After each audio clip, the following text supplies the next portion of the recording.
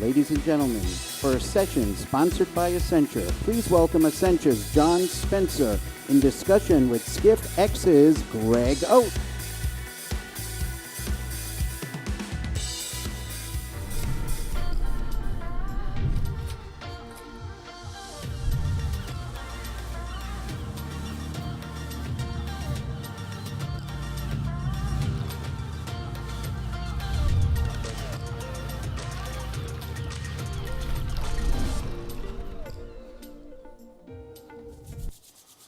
All right, John, thanks So for joining us excited. today. Yes, absolutely. I've been looking forward to this. Becoming a living business in travel. Exactly. Yes. Let's start with what is a living business? Where did it come from? Sure. So the concept is really a manifestation of the augmentation of what we see as digital technology combined with the rising expectations of consumers in terms of what they ultimately want, and then linking it ultimately to employees who, when we start to look at travel, are becoming completely confused around what role I play in this new universe.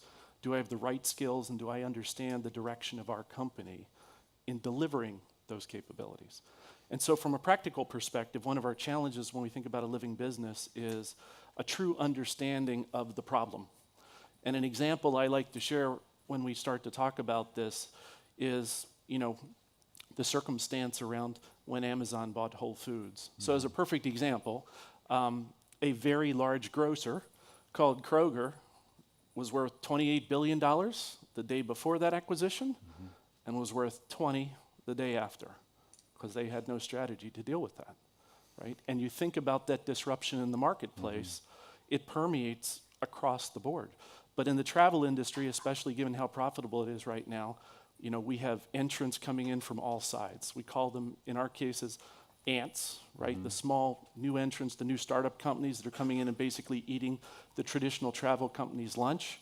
And of course, the wolves, in our case, the major disruptors that you think about, the Airbnbs, the Ubers, the Googles, the Amazons, that are coming in and frankly completely tearing apart the business models that the traditional travel entrants have. So what we're talking about here is we've been talking about digital transformation for years. Exactly. And this idea of shifting from a product-centric approach to a customer-centric approach. This is really what digital transformation is all about, and it's the shift in how brands are engaging consumers. But what you're bringing to the equation now is this cultural transformation that needs to happen internally in the company. And the idea that the tech is almost easy in some ways, it's changing people's attitudes, especially in enterprises, about how to think about moving forward. That's right. So it starts first with hyper-relevance, right? And we, conditioned a process by which we started to understand what the focus should be. And it wasn't about the brand, it was about the customer, right? And the brand has to ultimately supporting the customer's focus. And so as you start to think about that, a pivot in an organization is around that hyper-relevance. What does the customer want? Are we giving them products that they need? Are we creating experiences that they desire? And if we're not doing that, the fact that we have a brand that may fill a specific niche may generate us revenue, but ultimately it will not keep us relevant. And then there's an aspect of vitality as part of this process. And the vitality component is really the organizational enablers that keep us focused on relevance. So it's the things that the organization needs to do to basically reorient their workforce so that they have all of their attention focused on the customer, with an appreciation, to be very transparent, that as you start to look at it, the ability of an organization is a dramatic shift. Most of them are very siloed. And when we start to think about the insights that you need to be relevant, it's about tearing down those silos and grabbing data, let's say, from loyalty, from revenue management, from operations, from your systems that include Folio, any other technology platform, bringing it together and saying, how do I use this information in partnership with my customers to give them exactly what they want, when they want. So that's how companies are starting to address this shift in the focus towards their cultural transformation is by breaking down those silos and making sure that everyone's talking to each other with the customer in that equation. And the vitality is a key part of the equation because the customer's experiences and expectations are going to constantly change. And if the organization isn't positioned to change with it, it can quickly become irrelevant. Okay. Right? So I expect this in automotive today, fashion, retail. We're seeing where this has happened. Yeah. How does travel here and there, but how does it really stack up? Because customer expectations are fluid now. If I can get this, with a fashion brand, a luxury fashion brand, I expect the same thing from a hotel brand. Well, that's the greatest challenge, right? Because when we think about the experience that we have in retail today as a perfect example, our expectation is digital technology is pervasive. We have the ability to learn anything we want about the product. We have the ability to purchase the product on demand as part of the process. We have the actual ability to start customizing products and have it delivered straight to our home. Now, how do we start to create that same experience in the travel environment? And one element of that is to start to be able to understand who the customer is, partner with them to share the data, and as part of that process, appreciate the personalizations that you want. I provide an example that I've lived, and I think many of us have. I'm part of many loyalty programs, and I particularly don't like alcoholic beverages delivered to my room as part of something I get for my loyalty. I think the reality is I just don't drink them in the room. I'll go down to the bar. So it's surprises me when I go to a hotel and they give me a very nice bottle of wine, and I reflect, especially in the role that I'm in, and go, why did they do that? I told them I didn't want it. I told them I won't drink it. They're trying to create a better experience. They've not only made me unhappy, they wasted $25 or $30 that could have been pure profit if they would have done something different. So now we're talking about relevance, which Exactly. It's not new necessarily, but it seems like the new word that's taken over from talking about personalization or customer centricity. It's this idea of delivering what someone wants at the right time based on their mood and what they're doing within the, so contextually aware. So how are large companies now, trying to move forward in this direction, while it seems like almost smaller companies have an advantage in some ways? So how can large companies adopt that sort of innovative mindset of new entrants? So there's two ways to look at it. First of all, as we think about the living business marketplace, you have what you have as a starting place, right? So there's about finding the balance between what you need to do to continue to drive your core business and how you can think differently about creating new experiences. And I think we heard this morning, for example, from the Marriott team, we had the opportunity to work with them and the 1776 Travel Incubator to help them rethink what travel experiences should be inside their industry.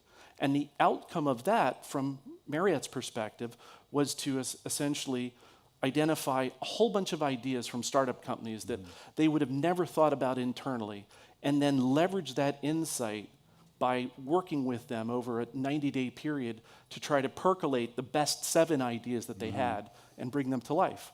And as I think you heard today, the first one popped out this week with their homestay opportunity, the pilot that they just launched in London. Right, so HostMaker, and they have 200 homes that they're now working with. That came out of this collaboration with 1776, which is based in New York and Philadelphia, I think. Washington, D.C. Right. And you.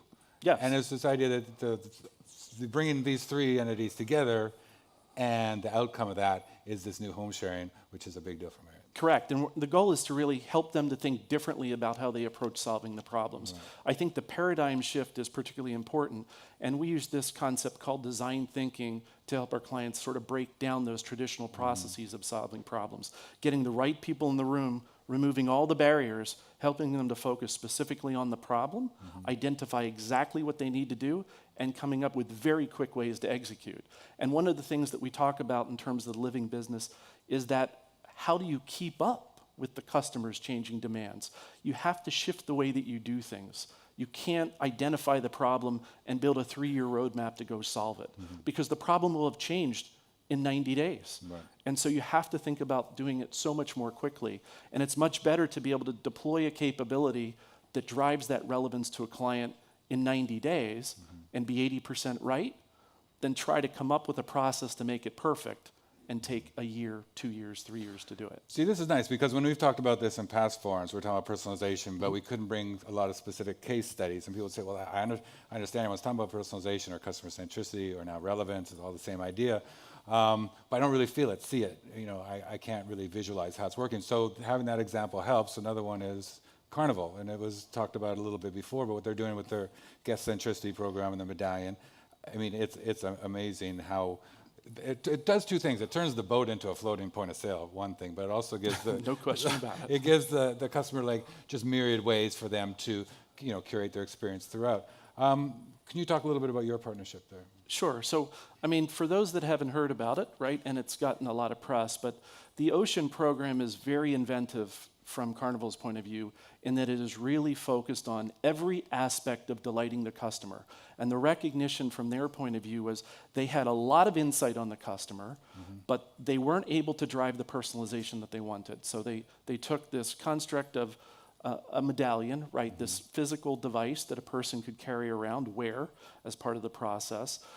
Something they call Ocean Compass, which is their personalization portal that gives you the ability to not only provide personalized information with regard to what you want to experience on the ship, but gives you access to information that they've collected so that you can make sure it's even more relevant to you.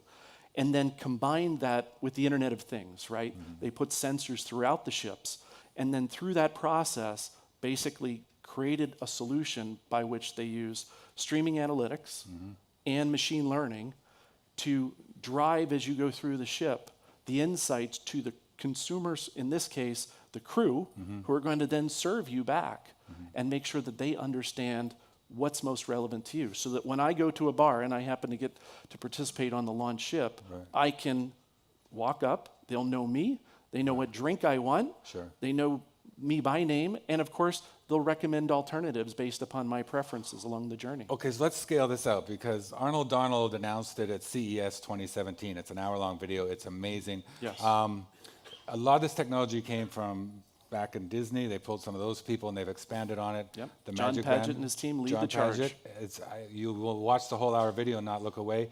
But they also had Joe Pine on stage with that, and he's the author of The Experience Economy. And we've since talked with Joe a few times, and I said, Joe, what's happening with Carnival? Couldn't you, we only have a few seconds here, couldn't you expand that into hotels, neighborhoods? So that technology is completely scalable. Now there's some issues with hotels because you have franchises and whatnot, but ideally that we can take that and put it into the hospitality space a lot more in the future too, right? Absolutely true. And we don't just say hospitality. It can be hospitality, airlines, casinos.